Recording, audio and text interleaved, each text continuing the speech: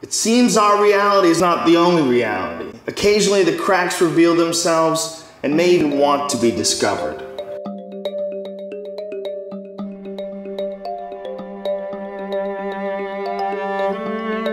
It's a feeling of being thrust through a cannon in a way. There's definitely a feeling of acceleration. There's an overwhelming deluge of colors and complex geometric patterns, and the feeling of, being accelerated through a space where all these incredible things are going on, and you can't really make sense out of it, but they look fascinating.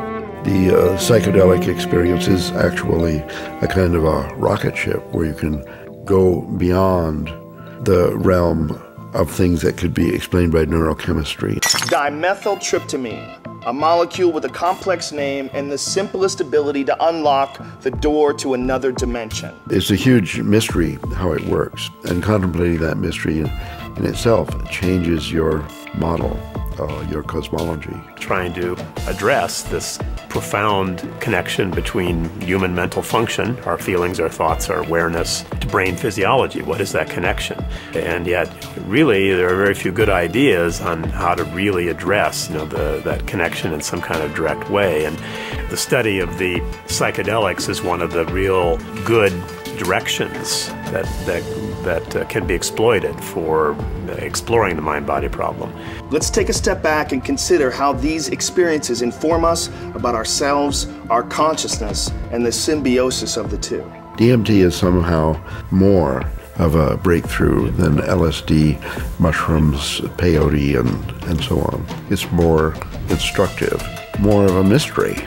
How could this little stuff produce something that has intelligence? When you take something like LSD as an extreme example of something that in such a small amount has such profound effects on consciousness, or DMT in a little bit larger amount but still an incredibly potent effect, if one could get a better handle on what that connection is, that might lead to some powerful new ideas about what this connection is between brain physiology and mental experience. I wonder, I don't want to sound far-fetched or crazy here, but let's say that the real essence of consciousness is non-physical.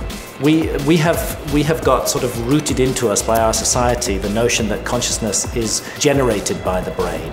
But maybe it's not. Maybe, as many religious traditions have argued, the brain and the body are just a vehicle for consciousness. What do these experiences say about the nature of reality, the nature of our minds, or the function of our brain that we can so quickly shift into these alternate realities? I think that, first of all, the psychedelic experience completely negates the idea of the mind is in the brain.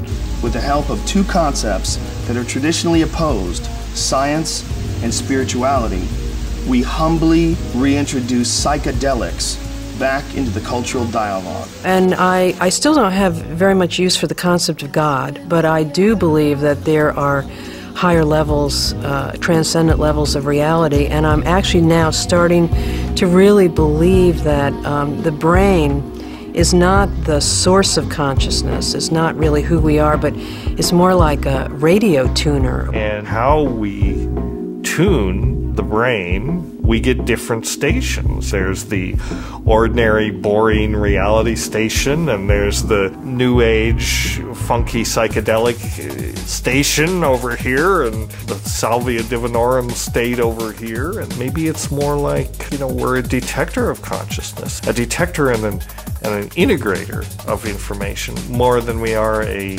generator. This experience is so familiar for a lot of different people, and it's so much information comes with so little effort that it is a kind of a miracle. It's a miraculous way for us to transcend ordinary reality. If the true essence of consciousness were non-physical, if consciousness was everywhere, then it may be that physical realms are a project of the spirit world, that the world is a theater of experience, and that it's necessary to have physical form in order to explore those experiences fully and perhaps to benefit, to learn, to grow, and to develop as a result of them. So, I could envisage a situation where physical realms were a creation of a spirit world, and that's the real fundamental reality, the spirit realm, not the physical realm.